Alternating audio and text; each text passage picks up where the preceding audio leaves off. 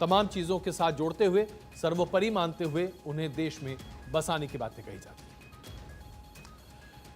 Rohingya देश के लिए क्यों खतरा है, यह जानना आपके लिए बहुत आवश्यक है। भारत सरकार ने रोहिंग्या को अवैध अप्रवासी और राष्ट्रीय सुरक्षा के लिए खतरा बताते हुए संयुक्त राष्ट्र की तरफ से रोहिंग्या को शरणार्थियों का दर्जा देने के लिए भारत सरकार ने अप्रवासीय अवैध नागरिकों की श्रेणी में उन्हें रखा है।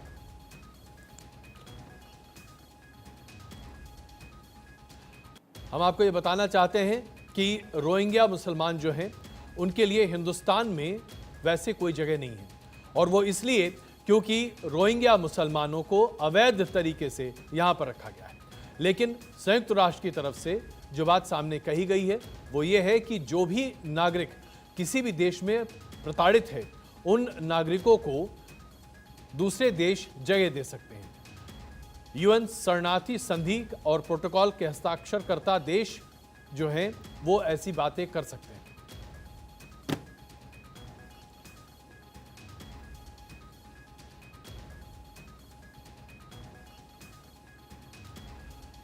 इस पूरे मुद्दे पर राजनीति हमेशा होती रही है। भारतीय जनता पार्टी और उसके साथ साथ संघ परिवार से जुटे कई संगठन रोहिंग्या और अवैध रूप से हिंदुस्तान में रह रहे बांग्लादेशी लोगों के खिलाफ मुहिम चलाते रहे हैं। वो कहते रहे हैं कि हिंदुस्तान में भारतीय नागरिकों का वर्चस्व होना चाहिए। ऐसे में अवैध तरीके से हिंदुस्तान में रह रहे लोगों को हिंदुस्तान से बाहर किया जाना चाहिए। लेकिन ऐसा बताया जा रहा है, ऐसा माना जा रहा है, जो कि भारतीय जनता पार्टी का आरोप भी है कि आम आदमी पार्टी की केजरीवाल सरकार वोट बैंक पॉलिटिक्स के तहत रोहिंग्या मुसलमानों को राशन कार्ड मुहैया कराने की कोशिश कर रही है। यह आरोप भारतीय जनता पार्टी लगातार लगाती रही है। 2021 में दिल्ली हाईकोर्ट ने रोहिंग्या मुसलमानों के मामले पर एक याचिका पर सुनवाई करते हुए दिल्ली सरकार ने कहा था कि रोहिंग्या शरणार्थियों के खाने और पीने का इंतजाम सरकार करेगी। इसी बात को आगे बढ़ाते हुए अनुराग ठाकुर ने आरोप लगाया है कि वोट बैंक की राजनीति करने वाले अरविंद केजरीवाल अब देश के लिए खतरा रहे रोहिंग्या शरणार्थियों को न सिर्फ मुफ्त का खाना पीना और पानी दे रहे हैं, बल्कि घर भी मुहैया करा रहे हैं। भारत सरकार की नीति रोहिंग्या मुसलमानों पर पूरी तरीके से स्पष्ट है। देश के गृह मंत्री अमित शाह ने पहले ही संसद में पूरे देश के सामने यह साफ किया था कि रोहिंग्या मुसलमान देश में अवैध नागरिकों की श्रेणी में आते हैं और उन्हें किसी भी तरीके से हिंदुस्तान की मुख्य धारा में शामिल नहीं किया जा सकता। यहाँ चित्र ऐसा बनाया जा रहा है कि इस देश के मुसलमानों के साथ अन्याय हो रहा है, ऐसा नहीं है मान्य। वहां पर जो वहां की स्थिति है उसमें मुस्लिम कम्युनिटी, मुस्लिम धर्म के अनुयायी वहां माइनॉरिटी नहीं है, इसलिए उनको नहीं स्वीकार करे, उनके साथ अन्याय नहीं कर रहे। अगर वो माइनॉरिटी होते तो उनको भी स्वीकार कर लेते। और रोहिंग्या का कहते हैं, रोहिंग्या के लोग वाया बांग्लादेश आते हैं, ब्रह्मदेश के लोग वाया बांग्लादेश आते हैं, और ब्रह्मदेश सेक्युलर कंट्री है, फिर भी वाया बांग्लादेश आते हैं। रोहिंग्या को कभी भी स्वीकार नहीं किया जाएगा। मैं आज फिर से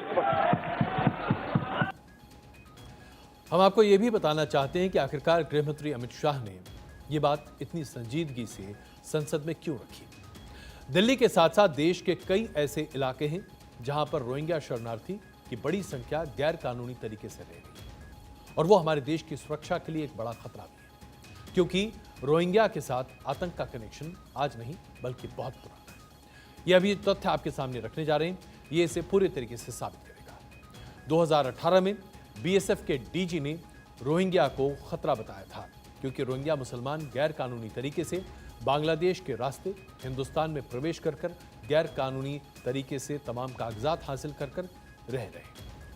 रोहिंग्या मुसलमानों पर अक्सर चोरी से लेकर डकैती, हत्या और इस तरह के तमाम अपराधों की लंबी लिस्ट शामिल की जाती रही है, और बताया जाता रहा है किस तरह के अपराध में शामिल रहे। 2020 में जब दिल्ली में सीएए के खिलाफ प्रदर्शन हो रहा था, इस प्रदर्शन में रोहिंग्या मुसलमानों ने बड़े पैमाने पर शिरकत की थी। उनका यह मानना था कि सीएए कानून दरअसल मुसलमानों के खिलाफ ही नहीं जाता बल्कि उनके खिलाफ भी जाता है। ये लोग जो कि हिंदुस्तान में गैर कानूनी तरीके से रह रहे हैं, ये हिंदुस्तान के आईन पर, हिंदुस्तान के कानून पर सवाल उठा रहे हैं क्या इन्हें इसका मौका दिया जाना चाहिए?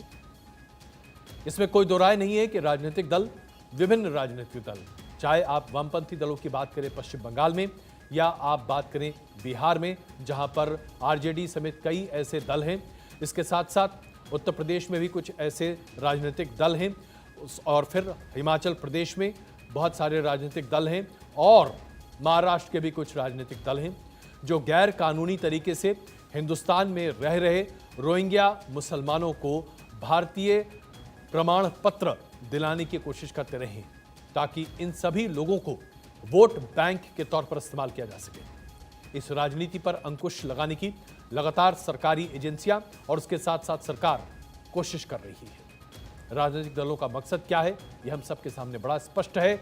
इसके बावजूद ये तमाम बातें हो रही हैं। एनआईए ने इस पूरे मामले पर भी जांच की है।